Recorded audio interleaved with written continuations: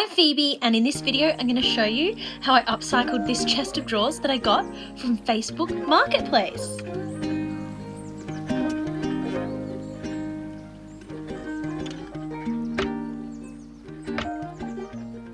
So this chest of drawers is my project for today. I have a rough plan for it, and that is that I think that this is the perfect base to replicate this painted furniture look that I have been saving on Pinterest basically all year in various different styles and colors, ranging from a very, very simple stripe or diamond to a lot more ornate printed things. Now, I really, really love the ones that I've seen, but I want to be realistic about my skill set and the fact that I've never done this before. So what I'm thinking in my head is I go with a diamond print. And then the question is, what about the colors? And I've really found myself tossing up between this sort of yellow concept and this blue color scheme.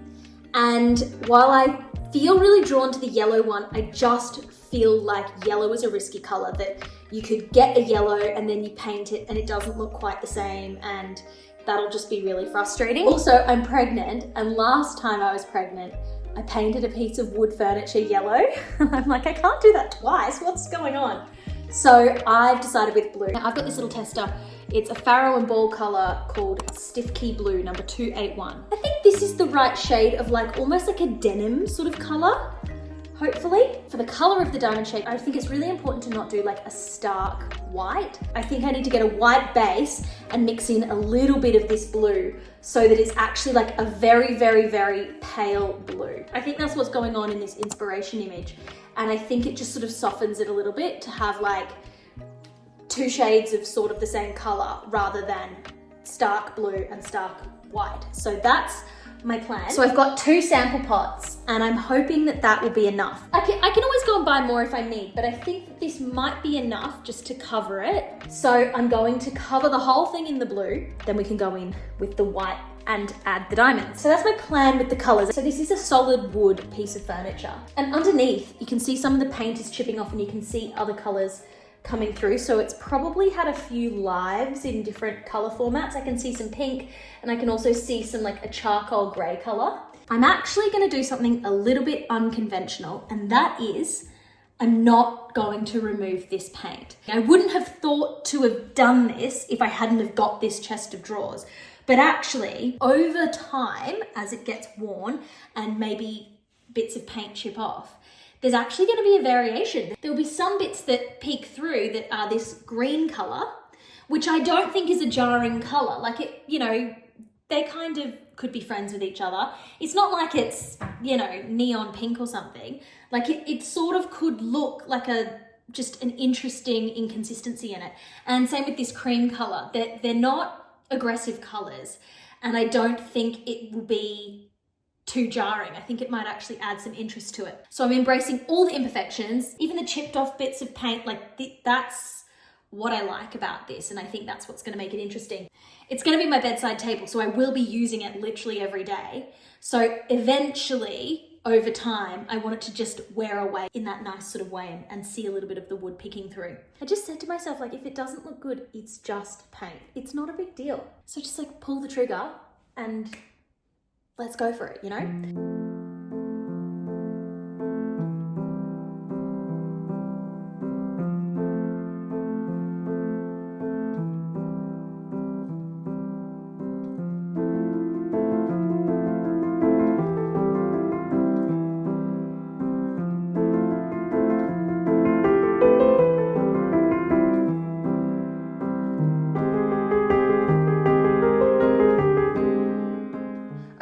First coat's done. We've got to let this dry. It definitely needs a second coat, but at the same time, some of the unevenness in it, I don't mind if that stays. I think that's going to add to the charm of it. I actually do kind of like as well how there is this like color underneath it. So there's a little bit of green sort of just like as an undertone for the green bits, and then the cream. I think that adds some dimension to it. I've basically used all of the first pot of this. There's a little bit left over, so that can go on the second coat. It's making me very confident that once I've done the second coat, that I will have like a little bit left over. I'll just mix the white paint in with it, and then we'll have this nice little mixture of like the white color that is gonna go on here. Now, while I wait for this to dry before I can do the second coat, I need to start thinking about what size my diamonds are gonna be and what my plan is. So why am I holding a sponge? Because this sponge, I'm thinking about this size. Maybe I'd go with this size. I'm going to create like a stamp with the sponge. So I'm gonna cut the shape that I want. The reason for that is so that I can keep it really consistent and most importantly, consistently placed, because I feel like if I hand painted it, they'd start to fall down, because that's the kind of thing that I would do. So I'm going to stamp it on and then for a second coat, come through for a touch up. I don't want it to look perfectly neat. I want it to look a little bit, just have a bit of organicness to it. I'm gonna hand touch up these diamonds for the second coat of the diamonds, just so that they have that little bit of a like hand touched effect to them. All right, so we've got 2 coats on here. There are still some imperfections, but I'm happy with this level of imperfection. I don't want it to be perfect, perfect, perfect. I want it to be still, you know, this sort of a bit banged up, looking like it has had a bit more of a life. So this is the bit that I'm a bit nervous about. And that is the stamping. So I've cut this sponge into this shape. I literally just went with the size of it because I thought it was the easiest thing. So I just measured halfway across the height and the width and then cut a diamond. That kind of just was the easiest way to do it. So that's then decided on the size, which I think that this is a good size. It is actually right size that I could do it along the drawers. Do I want to do that? I don't think I do. I think I would prefer to go over the edges like that and just do it across everything. I have also considered that I could do like this diamond and then like hand paint a little circle in between them. But I think I need to calm down, as always. I think I need to remember I've never done this before. So actually, I'm better off just starting with one simple pattern and then we can review instead of acting like I can, you know, I don't want to bite off more than I can chew, you know, and get too ambitious. So I think I'll do that. And I don't even know if I want to put this along the sides. I don't know. But I think that this kind of more like, I might even start it off the edge a little bit. Oh, should I?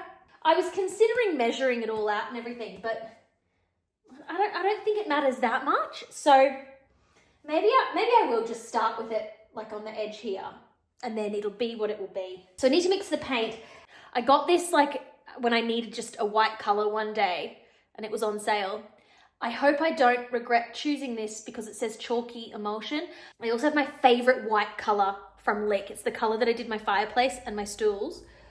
But the one that I have is, I think it's eggshell, and I just don't think that that's a good idea to mix that. So this I'm sure will do if chalky emulsion isn't a bad idea. So I'm gonna pour a little bit of this into my little tray and just add a little bit of blue and mix it together and just see what we get to. I want to do a fairly big batch of it because I'd hopefully only want to mix it once. I don't want to get into a bit of a challenge there trying to match a second batch, you know?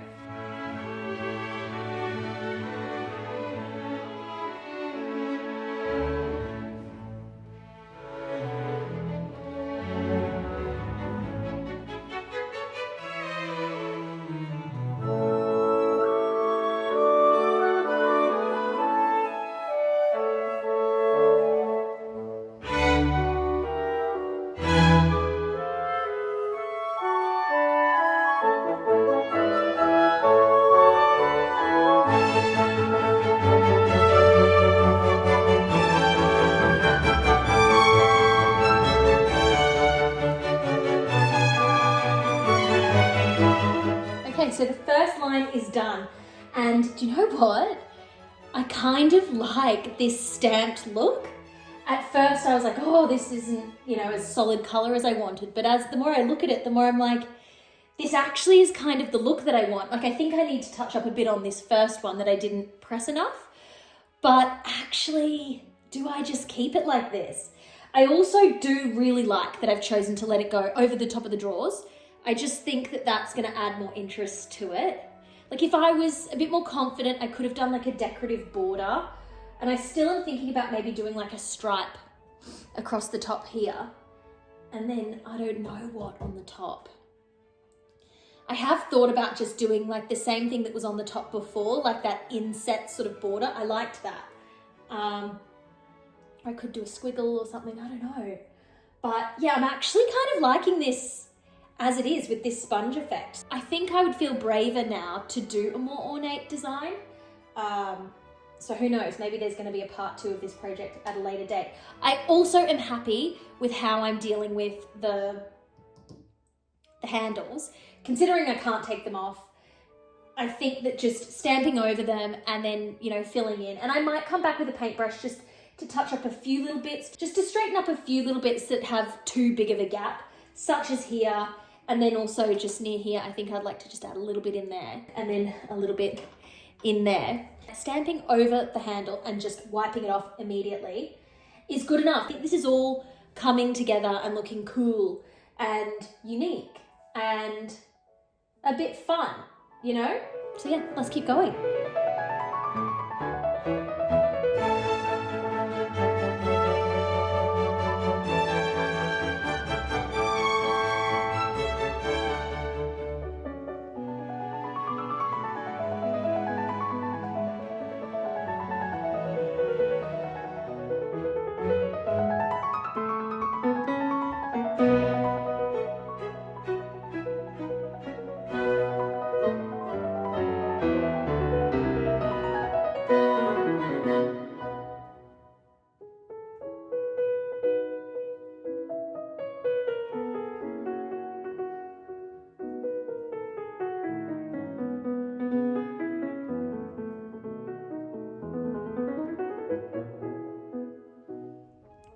I can just see the lines coming through from that original box, and I just think that might be a sign to replicate it because I liked it.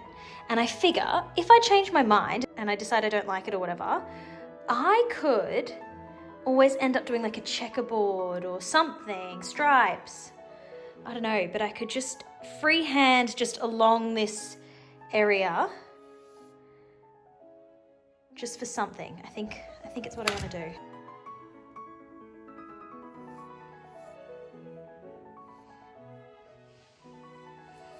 Okay, so I'm finished. That didn't take that long. This is definitely like an afternoon kind of project, just little, you know, like just a bit of a furniture upcycle, but like doing it in a way that has a little bit more personality. Now here are my tips. The lessons I would say that I've learned is I should have started on the side, and like it's obvious in retrospect. You should start on the side. And that way I could have just practiced and just got the hang of like the sponge and the paint. The paint was really, really thick. And I think that's because it's really cold outside today. So it was probably maybe a little bit frozen or something. So, you know, just working out that texture of the paint with the sponge and everything.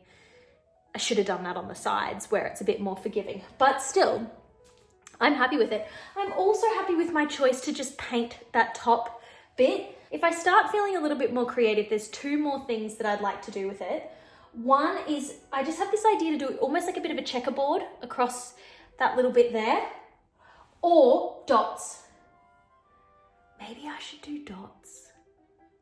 I think like just a little dot above at the top of each diamond could look quite good. Maybe I do that. The other thing that I've been thinking about doing that would be a little bit more time consuming, I'd need to, it's another project for another day, is I wouldn't mind putting an eye inside the diamond. We're getting really kooky now with my ideas. Just like one here and then like one there, or just one in the whole thing. And I think what I would do is I would get more of this paint, which I still have a bit left. I think I would do like a little circle, or like maybe like that sort of shape, like an eye shape, and just do it in the blue. Maybe I'll do that, just one cheeky eye. We could do a pair of eyes, like there and there, but I think one is a little bit more unusual. There's one other thing I wanted to paint on this, but I haven't really had a place to, and inspired by this picture that I saw on Pinterest. Now this, what is interesting about this is not the painting necessarily, but the story behind it. This is some kind of ceramic thing from, I think, South America, from like 500 BC. So some kooky South American person, probably a person, maybe it was an alien, I suppose we can't know for sure, but about 2,500 years ago-ish, somebody got kooky and did these cute little mice. I think they're mice or possums, or I don't know what they're meant to be, but they painted that on there. And I just think, I thought it was cute when I first saw it, but knowing how old it is and just knowing how, I don't know, just knowing how old it is just makes it seem so cool, especially because, well, who knows what was going on in the Amazon? That's a whole nother story. But it's just amazing to think of someone like, you know, getting creative in the Amazon rainforest 2,500 years ago. It really tickles me.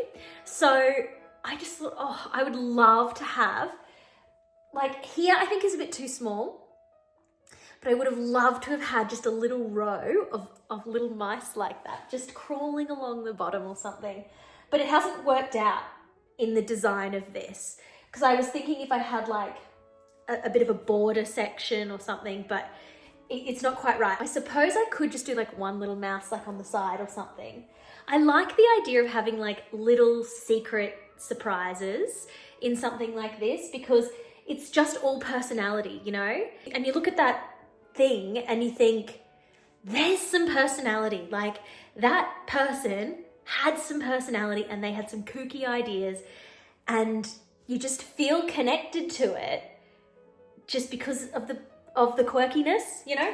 So those are some of the ideas that I have in my head of what I could do to take this to the next level. But to be really honest, I'm just in full nesting mode, and just every cell in my body wants to get some drawer organizers and get this set up. I'm actually going to use that chest of drawers that I stripped the stain from. That is going to be the baby station. So I'm just so itching to get some drawer organizers in there and just wash all the baby clothes and just get it all organized. Like, I'm just really, really desperate to do that. Like, it just, if you know, you know. So I'm gonna do that. And I know that I've always got this, you know, as a project that has that opportunity. Maybe the spirit of that South American person can come to me in a dream and give me some inspiration of exactly where I want to put the eye. I definitely want an eye on it, and maybe some other kooky ideas that could come from that person. I think I would have been friends with that person if I had been alive 2,500 years ago. And maybe you would too. And so if you are on the same page as me, make sure you subscribe so you can be friends with me. I'm alive now. Definitely, if that person had a YouTube channel, I would have subscribed. I am so happy with how this has turned out. So I'm gonna go off and organize baby clothes for now, and I'll see you in the next video.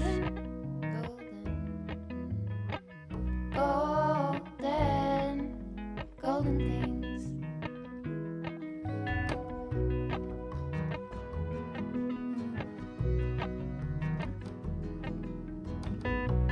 Mount Laurel high fives for miles in spring.